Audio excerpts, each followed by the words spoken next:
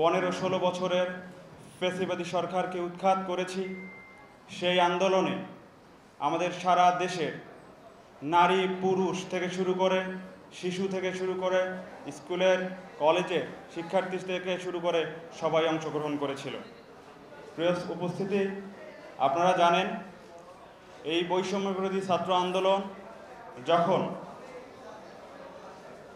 রাজপথে সাম্যের জন্য লড়াই করতে এই ফ্যাসিবাদী সরকারের মুখোমুখি হয়, 6 জুন যেদিন ঢাকায় গুটি কয়েক শিক্ষার্থী রাজপথে নামে, ঠিক একই দিনে চট্টগ্রাম বিশ্ববিদ্যালয়ে শহীদ মিনার প্রাঙ্গণে আমি প্লাকার্ড নিয়ে দাঁড়িয়ে যাই।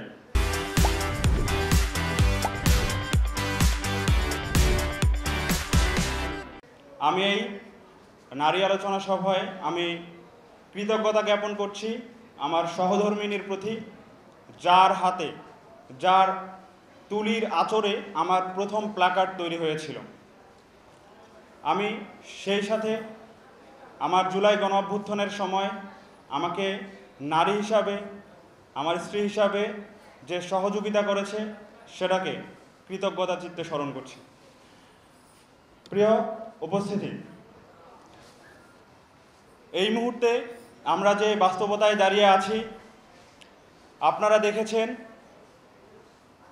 ফ্যাসিবাদী সরকারের সময় ফ্যাসিবাদী সরকার সব সময় উইমেন এম্পাওয়ারমেন্টের কথা বলেছে। তারা সেটা বললেও তারা সেই পাওয়ারকে কুক্ষিগত করে রেখেছিল। আমাদের কৃষকের সন্তান, আমাদের মজুরের সন্তান, আমাদের রিক্সা চালকের সন্তান সেই এম্পাওয়ারমেন্টের সুযোগটা পায় নাই। আমরা এই নতুন বাস্তবতায় এসে জুলাই গণঅভ্যুত্থানে যে নারী সহযোদ্ধারা রাজপথে এসে ফ্যাসিবাদী সরকারকে উৎখাত করার জন্য গুরুত্বপূর্ণ ভূমিকা পালন করেছে, তাদের সামনে নতুন দ্বার উন্মোচিত হয়েছে বাংলাদেশের রাজনীতিতে নতুনভাবে গুরুত্বপূর্ণ ভূমিকা পালন করার। প্রিয় উপস্থিতি, আজ আপনাদেরকে একটা কথা বলতে চাই।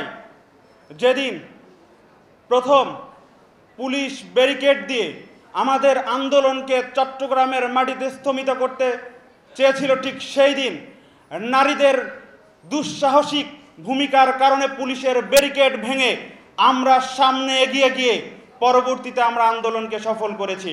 সেই নারীরাই নতুন বাস্তবতায় এই বাংলাদেশের হাল ধরবে, এটাই আমরা চাই। এবং আপনারা দেখেছেন বিগত 15-16 বছর নারী এম্পাওয়ারমেন্টের কথা বলে আমাদের সেই নারী এম্পাওয়ারমেন্টকে তারা নিজের হাতে করে রেখেছিল। আমি এর আগেও বললাম যে নতুন বাস্তবতায় আমরা দাঁড়িয়ে আছি। আমাদের এই নতুন তরুণদেরকে, আমাদের এই সহযোদ্ধাদেরকে, যারা রাজনীতিতে আসতে চায় তাদেরকে মোবিলাইজ করতে হবে, তাদেরকে পলিটিক্যালি এনরিচ করতে হবে, তাদেরকে রিকগনাইজ করতে হবে।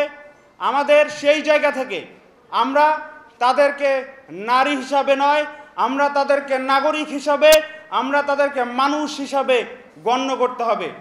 আমরা আমাদের জায়গা থেকে একটা কথা স্পষ্ট করে বলতে চাই, আমাদেরকে নারী পুরুষ হিসাবে বাংলাদেশে বারবার বিভাজিত করা হয়েছে। আমরা মানুষ, আপনারা জানেন ক্যাটাগরাইজ করলে আমরা কেউ উম্যান কেউ ম্যান, বাট আমরা মানুষ। আমরা যদি এভাবে ক্যাটাগরি করে তাদেরকে সবসময় বিচ্ছিন্ন করে রাখতে চাই, তাহলে আমরা কখনোই তাদেরকে বাংলাদেশের রাজনীতিতে সহযোগিতা করতে পারবো না এবং তাদের সামনে প্রশস্ত পথ তৈরি করতে পারবো না। সেই জায়গা থেকে আপনাদের সবাইকে এগিয়ে আসতে হবে এবং নারীদেরকে বাংলাদেশের রাজনীতিতে, বাংলাদেশের আগামীর নতুন বাংলাদেশ বিনির্মাণে তাদের পথ সুগম করার জন্য কাজ করতে হবে।